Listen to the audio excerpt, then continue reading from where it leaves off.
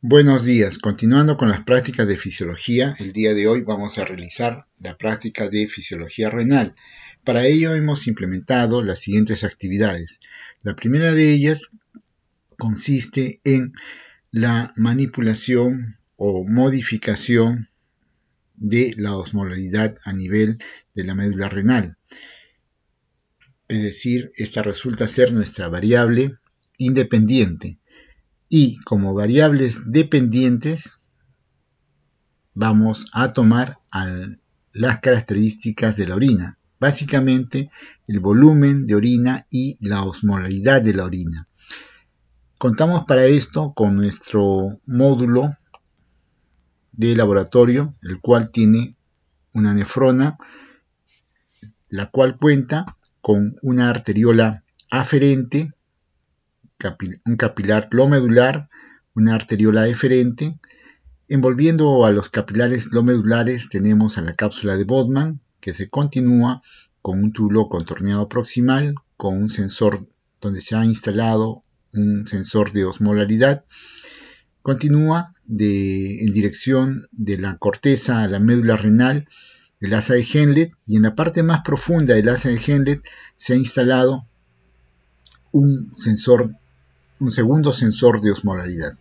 Se continúa en dirección de la médula a la corteza con el túbulo distal, donde a nivel de la corteza se ha instalado un tercer sensor de osmolaridad para el túbulo distal.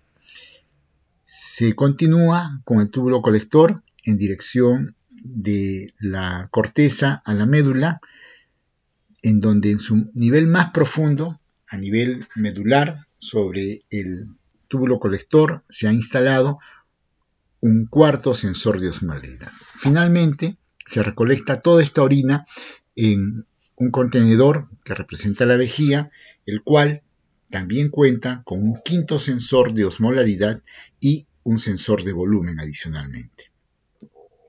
Para poder generar esta osmolaridad a nivel medular, se cuenta con un sistema de vasos peritubulares o de capilares peritubulares, que los vemos acá a nivel de la médula, para generar nuestro sistema de contracorriente. Y adicionalmente también tenemos nuestra hormona antidiurética, la cual la vamos a suministrar sobre nuestro túbulo colector para facilitar la absorción de agua y urea. Para poder controlar y regular la osmolaridad a nivel intersticial contamos con un controlador, el cual está fijado inicialmente en 300 miliosmoles, y debajo de este tenemos tres botones. Uno de ellos nos va a permitir dispensar o proveer de sangre a nuestro glomédulo, el otro nos va a permitir dar inicio a la filtración glomedular, y el tercero nos va a permitir evacuar o vaciar la vejiga para continuar con otro experimento. En la parte más inferior contamos con un tablero de datos con 4 columnas. Una de ellas nos va a permitir registrar el volumen de orina formado para cada actividad y la osmolaridad de esta muestra. Es decir, vamos a poder registrar en estas dos columnas los resultados de las variables dependientes. Y en la tercera columna vamos a tener nuestros cuadros para registrar la osmolaridad que vamos a predeterminar o vamos a fijar en la médula renal. Es decir, los valores de nuestra variable en experimentación, en manipulación, nuestra variable independiente. Y adicionalmente podemos registrar la administración o aplicación de hormona antidiurética. Para guardar los datos tenemos un botón de Record Data. Ya dando inicio a la actividad vamos a colocar o dispensar hormona antidiurética en el túbulo colector para habilitar la absorción de agua y glucosa en el túbulo colector. Proveemos de sangre a nuestro glomédulo, damos inicio a la filtración Recordemos que la osmolaridad plasmática es 300 miliosmoles, la misma que resulta acá en nuestro primer filtrado a nivel de la cápsula de Bodman. Este filtrado continúa por el asa de Henle, donde alcanza también o continúa con 300 miliosmoles, alcanzando un equilibrio con la osmolaridad que hemos fijado a nivel del intersticio de la médula renal. Pero cuando este filtrado asciende por el túbulo distal, la osmolaridad disminuye a 100 miliosmoles. Todo efecto o como resultado de los cambios en la permeabilidad del agua y de los solutos. Continuando con el túbulo colector, el filtrado nuevamente incrementa su osmolaridad cuando se profundiza a la médula. Ya en la vejiga colectamos una muestra de orina cuyo volumen es de 80.57 y su osmolaridad es de 300 miliosmoles. Esta osmolaridad veamos que es similar a la osmolaridad que hemos fijado en el intersticio de la médula renal. Guardamos los datos para poderlos comprobar con los siguientes resultados. Evacuamos nuestra vejiga para continuar con la experimentación.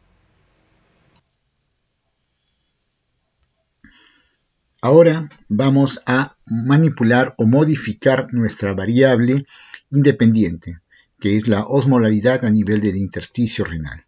Esta la llevamos a 600 miliosmoles, simulando un estado de inanición para líquidos, o sea, un estado en el cual ha transcurrido un periodo de tiempo y el modelo en experimentación ha dejado de ingerir líquidos. Como consecuencia de ello, se ha elevado la osmolaridad de los líquidos y la osmolaridad a nivel de la médula renal.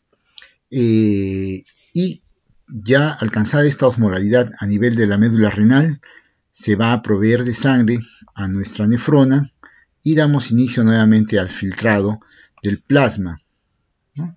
Recuerden que el plasma mantiene un estrecho valor de osmolaridad que es de 300 miliosmoles.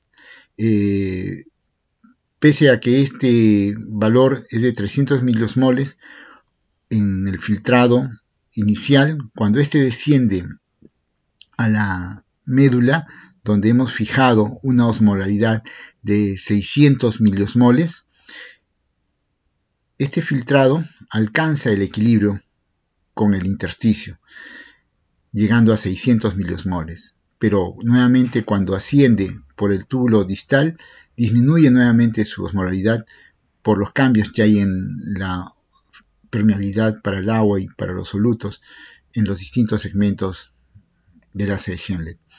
Cuando este filtrado nuevamente desciende al túbulo colector,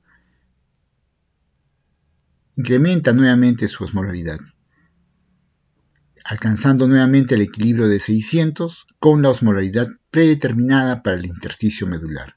Finalmente, cuando ya tenemos la orina formada, tenemos una osmolaridad de 600, similar a la del intersticio que hemos fijado, y un volumen de 40.28, menor al obtenido anterior, que era de 80.57. Para poder comparar los resultados, guardamos nuestros datos y podemos ver acá que al manipular nosotros la osmolaridad, ¿no?, al llevarla de 300 a 600, como cuando el modelo animal deja de ingerir líquidos, la osmolaridad urinaria también se va a incrementar en la misma dirección, en el mismo sentido. Pero en sentido inverso, el volumen de orina va a disminuir. Esto va a permitir a nuestro modelo animal evitar las pérdidas de agua para compensar la falta de ingesta. Para poder comprobar esto, vamos a continuar, ¿no?, manipulando nuestra variable independiente, es decir, la osmolaridad a nivel del intersticio medular. Elevamos esta vez nuestra osmolaridad a 900 para poder nuevamente suministrar de sangre a nuestra nefrona y damos inicio a la filtración. Entonces, ya regulada la osmolaridad a nivel de la médula renal, en 900, hacemos filtrar nuestro plasma, que tiene una osmolaridad de 300, cae este filtrado con 300 miliosmoles de osmolaridad a nivel de la cápsula y túbulo contorneado proximal, pero cuando desciende este filtrado a la médula y se encuentra con una osmolaridad intersticial de 900, se equilibra, alcanza el mismo valor, y cuando asciende nuevamente por el túbulo contorneado distal, disminuye su osmolaridad, y al descender nuevamente por el túbulo colector, nuevamente incrementa su osmolaridad, alcanzando finalmente la osmolaridad de 900, similar a la que hemos fijado en el intersticio, y la orina alcanza un volumen final de 26.86.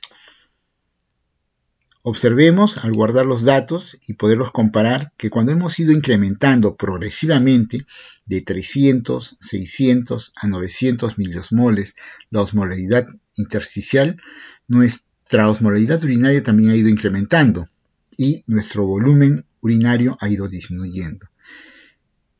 Ello comprueba nuestra hipótesis que hemos estado planteando, ¿no? De que a una mayor osmolaridad intersticial, producto de una inanición de líquidos o deshidratación, va a haber un mayor gradiente, y este mayor gradiente va a favorecer una mayor concentración de la orina, una mayor osmolaridad de la orina final y un menor volumen, tratando de evitar las pérdidas por orina. Para terminar de comprobar esto, vamos a elevar aún más la osmolaridad a nivel del intersticio, evacuamos nuestra vejiga y la elevamos finalmente a 1200 miliosmoles. Proveemos de sangre a nuestra nefrona, damos inicio a la filtración. Ya sabemos que el plasma viene con una osmolaridad próxima a 300 miliosmoles, que es la misma a la del filtrado inicial, pero que se incrementa a 1200, que es la que hemos fijado a nivel del intersticio en el asa de Hendlet. Ya sabemos los cambios que suceden en el túbulo distal, y que esta osmolaridad nuevamente se vuelve a incrementar cuando pasa por el túbulo colector, gracias a la acción de la hormona antidiurética y al gradiente osmótico que generan los capilares peritubulares. Finalmente hemos obtenido un volumen final de orina de 16.86, aún mucho menor que en los casos anteriores, con una mayor osmolaridad, similar a la que hemos fijado en la osmolaridad intersticial. Guardamos los datos y podemos anotar acá, ¿no? Entonces, tenemos 4 resultados. Primer valor de osmolaridad, 300 para el intersticio. Para la orina, 300 y un volumen de orina de 80.57. Segundo valor de osmolaridad para el intersticio, 600 para la orina y 40.28 de volumen de orina. Y así vamos incrementando la osmolaridad, incrementando la osmolaridad también de la orina y disminuyendo el volumen de la orina. Esto ha permitido a nosotros comprender cómo el organismo, a través de la reabsorción de agua, permite evitar pérdidas cuando existen estados de deshidratación, ¿no? Y lo contrario sucede cuando existe una sobreingesta de líquidos. Bueno, gracias.